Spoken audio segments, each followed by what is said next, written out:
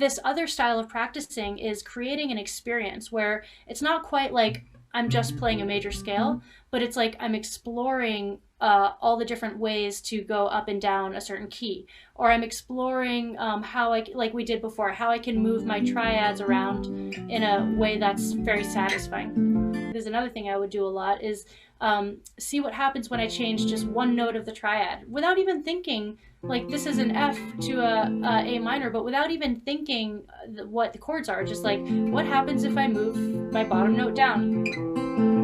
What happens if I move it down again? What happens if I move the top note up? Now the middle note up. Creating these games that are very intentional, and you're like, I'm gonna do this concept. But within that concept, you're essentially improvising. You're in the sandbox building a sandcastle, and you're like, I'm gonna put the door here, and now I'm gonna put another tower here. And if it doesn't feel like that, just go slower and do less.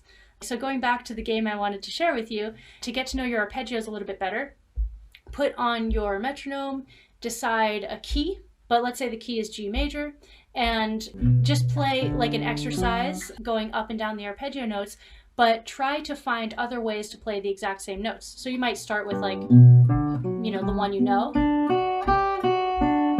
but I have to keep going. So